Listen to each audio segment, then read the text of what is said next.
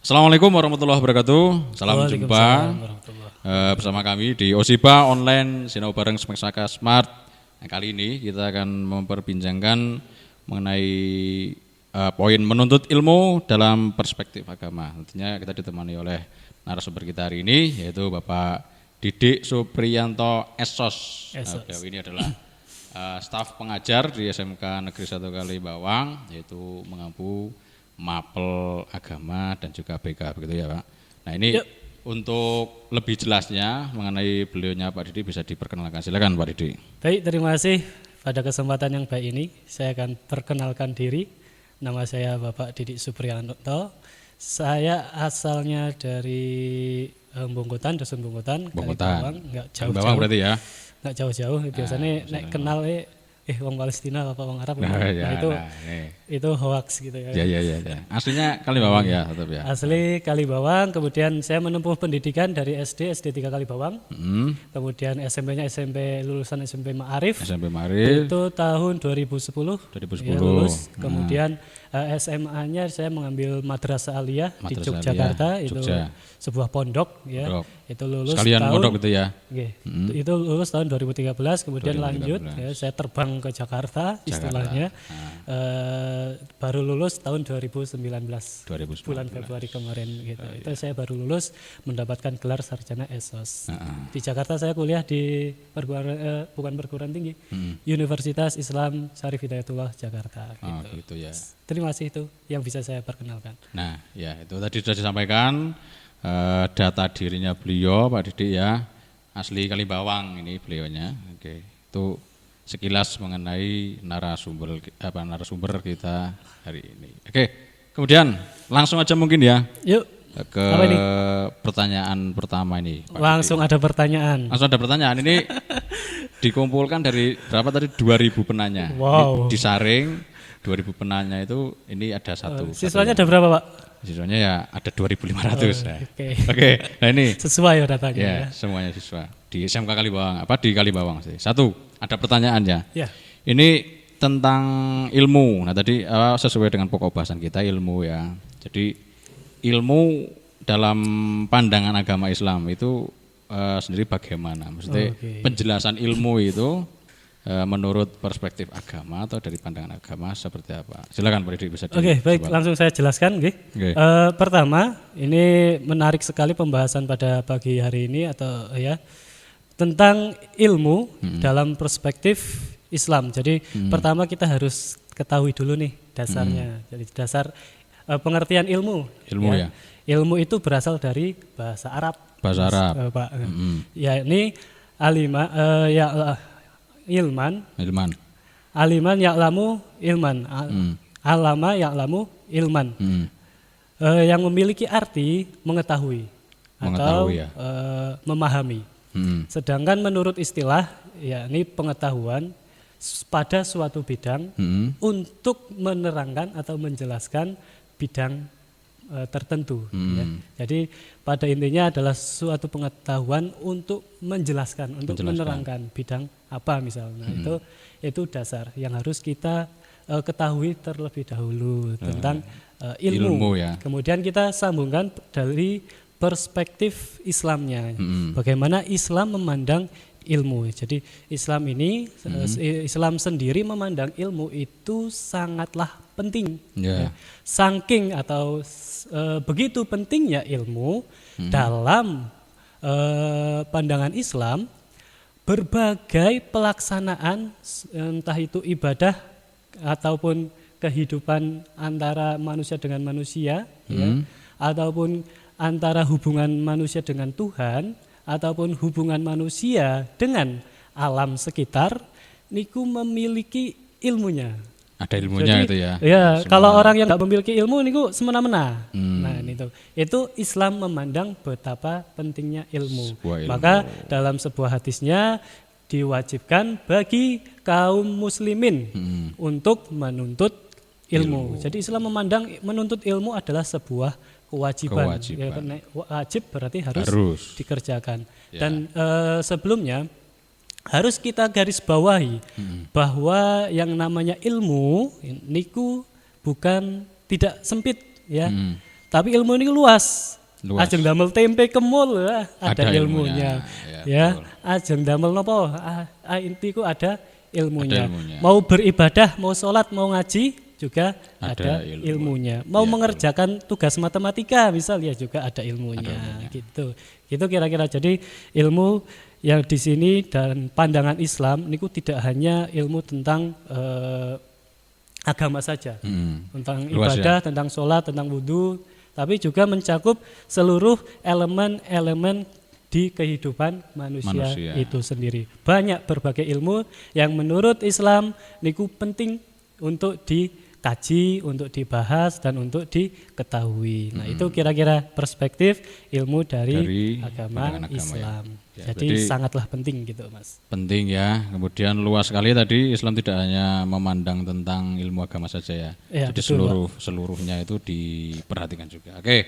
Itu pertanyaan pertama. Nah, ini kita lanjut ya langsung ke pertanyaan kedua.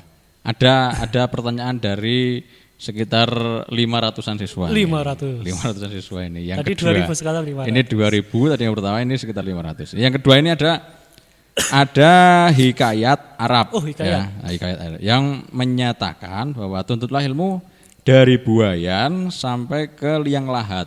Ada hikayat seperti itu ya. Nah, ini maksudnya bagaimana nih Pak Didi? Menuntut ilmu dari buayan sampai liang lahat. Ini adalah sebuah hikayat yang mana perlu diketahui tujuan hikayat ini adalah untuk memotivasi, untuk mendorong manusia, apapun keadaannya, apapun kondisinya, itu kita harus tetap mencari ilmu. Diniatkan mencari ilmu. Mencari ilmu itu dalam Islam itu ibadah nggih, betul Pak. Jadi apapun, bukan cuma sholat, bukan cuma zakat, macam-macam ya, ada mencari ilmu juga ya. Ya betul sekali. Jadi apapun bentuk pelaksanaannya itu jika diniatkan ibadah ya akan bernilai ibadah. Jadi diniatkan ibadah ini misal saya niat membuat kalau di anak TKJ nggih membuat jaringan misal, jaringan baru. Tujuannya untuk agar masyarakat niku dapat menikmati, dapat mempermudah pekerjaan mereka. Nah niku diniatkan di situ saja. Ibadah ya. Itu lillahi ta'ala. Kalau misal kok ada hadiah atau ada pemberian ya, itu hanya sebatas bonus saja. Nah, jadi jangan sampai diniatkan saya membuat jaringan kemudian agar masyarakat menikmati dan saya dapat hasilnya, dapat uangnya gitu. Jangan sampai berpikiran seperti itu, karena uang itu bentuknya sementara. Jadi diniatkan uangnya itu diniatkan hanya bonus. Ya itu karena kita sudah berusaha maka Allah limpahkan rezekinya berupa uang. Nah, ini kira-kira kata sendiri. Seperti itu ya. Iya. Jadi intinya untuk memotivasi juga ya, mendorong ya. Untuk biar semangat. Begitu ya Pak Didi ya. Yuk. Nah, ini yang kedua, pertanyaan kedua. Langsung ya. Wow. Ini banyak sekali pertanyaan yang antri soalnya ini. Kalau kita tidak cepat-cepat ini nanti waktunya juga Yang ketiga ini. Dari sekitar 700 penanya. Ini setelah saya saring ini tadi. Ada 700 penanya menanyakan ada lagi ya yang mengatakan bahwa ada ungkapan ya. Tuntutlah ilmu walaupun sampai ke negeri Cina. Ini maksudnya bagaimana ini Pak Didi? Tadi kan sekarang ada lagi hikayat tuntutlah ilmu walaupun sampai ke negeri Cina. Ya. Nah, ini. Dalam perspektif hikayat tersebut ya, ada kata yang perlu kita garis bawahi yaitu kata walaupun. Nah, arti walaupun niku adalah artinya seenggak-enggaknya gitu. Seenggak-enggaknya atau kalau seora-orane kalau bahasa Jawanya ya. Kitanya guys, seorane merono ya. Nah, itu artinya intinya adalah ketika kita rumahnya di Kalibawang ya, itu dituntut untuk keluar dari Kalibawang agar kita lebih tahu dunia luar Kalibawang itu seperti apa. Kemudian pengalaman yang kita peroleh ya akan bertambah. Nah, itu ya, jadi kalau di Kalibawang pengalamannya ya kados niku mawon. Tapi ketika keluar dengan pengalaman yang sama, dengan pekerjaan yang sama, pasti akan menambah pengalaman kita. Inputnya beda-beda. Inputnya pasti beda. Mungkin dari teknik dari karakter Karakter lebih orang-orangnya ya. disiplin, lebih menghargai waktu, padahal kerjaannya sama, pekerjaannya Iya. sama. Tapi Berbeda, yang kita hasilkan, bertemu banyak orang gitu ya. yang Bertemu kita hasilkan itu bisa menambahkan pengalaman kita. Nah, itu yang dimaksud dari hikayat menuntutlah ilmu walaupun ke negeri sampai ke negeri Cina. Nah, ini emang banyak pertanyaan. Tapi lebih lanjutnya, kalau misal ada yang mengikuti hikayat ini, wah, oke, saya ke negeri Cina misal. Di negeri Cina ada apa? Ya, di negeri Cina apakah Islamnya kental atau malah yang lain-lain liberal atau apa? Nah, atau yang ya pokoknya yang menyudutkan agama Islam. Berarti nggak cocok orang Islam ke sana. Jadi harus di ngano ya. Perjalanannya lanjut ke sana liburan tok bae lah. Ya. Lanjut ke Yaman. Nah, misalnya gitu ya. Misal gitu ya. Jadi tetap harus di anu ya, jangan ditelan mentah-mentah ya. Kata-kata itu harus kita kaji lagi. Nah, ini salah satu cara menuntut ilmu juga itu ya Pak Dri ya. Jadi ini juga sama. Salah satu cara. Kemudian lanjut lagi nih ke pertanyaan selanjutnya dari audien ya. Ini sekitar 1000 penanya ini. Wow. Tadi saya kumpulkan ini. Pertanyaan sama ya. Ini seberapa penting sih kita sebagai manusia dalam menuntut ilmu?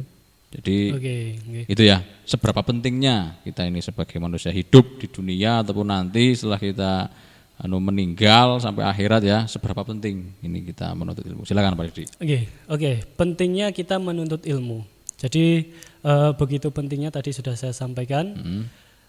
Tadi begitu pentingnya Islam ya dalam kita untuk menuntut ilmu. Jadi ada sebuah hadis, faman arada dunya fa alaihi bi ilmi, barang siapa yang ingin bahagia dunianya ya ini maka tuntutlah ilmu. Nah, ada ilmunya. Faman aradal akhirah fa alaihi bi ilmi.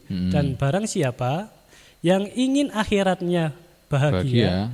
Maka tuntutlah ilmu. Kemudian faman aradahuma fa alaihi, faman aradahuma ya, barang siapa yang ingin keduanya fa alaihi bi ilmi. Ya, ini yang pertama fokus pada dunianya. Jadi ketika kita ingin bahagia di dunia maka hendaknya ya, yang harus kita lakukan adalah menuntut ilmu. Kalau kita ingin akhiratnya bahagia, jadi kita di dunia sengsara, dan pilih sengsara mawon lah. Nanti di akhirat saya insya Allah masuk surga misal. Ya. Pilihan ya, gitu ya. Tuntutlah ilmu. Ya, ini menuntut ilmu agama.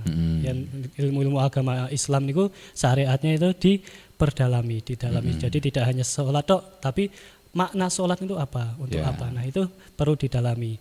Kemudian ada pilihan terakhir. Jadi Allah memberikan 3 pilihan. Yang ingin fama aradahuma, yang ingin keduanya fa alaihi bi ilmi, maka tuntutlah ilmunya. Ya, dunianya oke, ya akhiratnya oke. Sekarang kalau misal kita menuntut kebahagiaan akhirat, kebahagiaan akhirat itu juga tidak lepas dari dunia. Misal kita mau sedekah kok apa? Nggak ada dunianya, ya kan? Ya. Sedekah apa? Sedekah ilmu. Ya, itu bisa. Ilmu juga carinya di dunia. Di dunia. Ya. Tetap ada syaratnya ya, mencari ilmu juga. Kita mau beramal masjid, bangun masjid atau memelihara atau ngopeni anak yatim piatu, ya, berarti kita harus kaya. Harus kaya, harus punya usaha lah minimal ya. Nggak harus kaya, tapi nah kita kira-kira. Seperti itu ya. Jadi tetap penting sekali ilmu untuk kehidupan kita di dunia sampai nanti di akhirat itu ya Pak Didi ya. Oke, selanjutnya ini pertanyaan terakhir karena kita jangan terlalu banyak dulu ya Pak Didi ya. Nanti bisa kita sambung di segmen-segmen selanjutnya nanti di lain waktu. Ini pertanyaan yang terakhir atau yang kelima ini. Hikmah yang kita dapat ketika kita menuntut ilmu. Jadi dalam proses kita menuntut ilmu itu hikmah apa yang bisa kita dapat? Gitu pertanyaannya Pak Didi, silakan bisa dijawab. Hikmahnya nggih. Ya, hikmahnya. Hikmah. Pasti akan berbeda orang yang menuntut ilmu dengan orang yang tidak menuntut ilmu. Berbeda. Pertamanya perbedaan dari pengetahuan. Ya, orang misal dia mempelajari atau memperdalami cara mencangkul yang baik dan benar. Pasti orang yang memperdalami akan bisa mencangkul dengan baik dan benar. Tapi orang yang tidak memperdalami ilmu percangkulan atau ilmu pertanian, ya nggak bisa. Jadi pasti itu ya. Walaupun nanam biji ya menggeletak kita tidak ada ilmunya. Bebet tidak sukete ngeten. Kemudian Bebeti terus ceblokna padahal kados niku kan engko dalam waktu seminggu suwis bibitnya ketutup suket. Tapi berbeda dicangkul dulu dan baru ditanam ya. cabai. Nah niku akan tumbuh dengan baik. Jadi niku perbedaan antara orang yang menuntut ilmu dengan yang tidak menuntut ilmu. Kedua, itu dari segi pengetahuan. Pengetahuan ya. Dia tahu dan dia melaksanakan. Kemudian selanjutnya dari segi derajat kualitas. Nah, dari segi derajat dan kualitas tentunya orang yang memiliki ilmu niki derajatnya Allah tinggikan. Berbeda ya dari yang tidak berilmu ya. Nggih. Masa ajeng ceramah nyeluk kula, wong kula mboten saged kan. Nah, gitu ya. Ane ajeng ada acara Maulid ya sing diceluk orang-orang yang bisa berceramah gitu. Mempunyai ilmu yang lebih luas. Gitu terus ya. Misal anak-anak TBSM ajeng mengadakan seminar tentang kelistrikan, masa ngundang guru PAI? Nah. Ya enggak, pasti ngundang sing berkompeten. Siapa yang mempunyai ilmu tentang kelistrikan? Oh, ada nih Bapak Riyadi, ya jago nih. Oh, Bapak Ferry, oh jago. Nah, kira-kira gitu. Jadi derajatnya itu lebih tinggi. Berbeda ya, ada berbeda. Itu kira-kira ada dua yang bisa saya sampaikan dari hikmah yang sangat menonjol, yakni dari segi derajat dan kedua dari segi wawasan. Terakhir niki karena seluruh alam dan jagat raya ini itu adalah milik Allah. Ya. Jadi untuk mengetahui makna ya, kenapa sih kita diciptakan, terus di dunia ini siapa sih yang menciptakan, nah, itu yang tahu hanyalah orang-orang yang memiliki ilmu. Yang orang-orang yang tidak memiliki ilmu ya tidak tahu yang uripe ya merga wong tua gitu kan. Nah, kira-kira yang seperti uripe itu ya. Merga wong tua sing gawe. Nah, pandangannya tidak luas ya gitu ya, terpaku. Cetek ya. Ya. Tapi kalau yang memahami makna-makna kenapa telah Allah ciptakan langit dan bumi beserta isinya, itu pandangannya akan luas. Berarti walaupun orang tua ini adalah proses atau alat untuk menjadikan saya Didik Supriyanto terlahir ke bumi. Gitu. Tapi tetap hakikatnya adalah saya diciptakan oleh Allah. Gitu. Karena Allah yang memiliki seluruh alam dan jagat raya serta isinya, ya, dan Allah yang memiliki manusia perantaranya. Gitu manusia hanyalah perantara. Kemudian manusia itu hidup di dunia biar hidup kehidupan kita tidak seperti hewan yang berkeliaran. Ada aturannya. Ya, Allah ciptakan pikiran, ciptakan akal. Disitulah kita menjadi beda dengan hewan, beda dengan kalau kita makhluk lain gitu ya. Kita lebih hina ya. Kalau kita lebih hina, kita itu bisa lebih hina daripada hewan. Kita bisa lebih mulia daripada malaikat. Ya. Nah, itu orang-orang yang berilmu. Gitu kira-kira Pak. Nanti mungkin bisa dilanjutkan di sesi tanya jawab. Oke, nah ini nanti mungkin setelah tadi apa yang kita sampaikan ada pertanyaan yang lain mungkin dari rekan-rekan sekalian, teman-teman sekalian, itu bisa nanti ditulis saja nanti di kolom komentar di bawah, nanti bisa langsung dijawab oleh Pak Didiknya ya, langsung nanti di kolom komentarnya. Oke, kemudian nah ini Pak Didik, tidak kalah penting ini, setelah kita sharing ya dari awal tadi, ada beberapa pertanyaan yang sudah kita bahas, kita sampaikan. Nah, ini pastinya ada kesimpulan ya. Kesimpulan dari apa yang kita sharingkan tadi mungkin bisa disimpulkan Pak Didi agar teman-teman itu lebih mudah nanti dalam Baik, terima kasih Pak Ferry. Di sesi terakhir ini saya akan menyimpulkan pada masa seperti ini perlu kita sadari dan perlu kita dorong diri kita sendiri masing-masing, terutama siswa-siswi SMK 1 Kalibawang untuk tetap bersemangat dalam menimba ilmu apapun kondisinya. Walaupun kondisi sulit walaupun kondisinya sulit seperti ini, kita tidak bertemu, nah itu bukan berarti halangan. Kita harus punya motivasi dan semangat untuk tetap belajar. Untuk ilmu banyak kok kita bisa mendapatkannya dari manapun yang kita mau ya. Tapi nanti guru bisa sharing lewat video ataupun media apapun. Nah, siswa kan bisa mengakses. Mengakses ya. Tapi Tetap yang penting berperan tetap aktif ya. Tetap semangat, karena menimba ilmu ya. Tadi itu hukumnya wajib bagi orang muslim. Begitu. Ya, itu ya.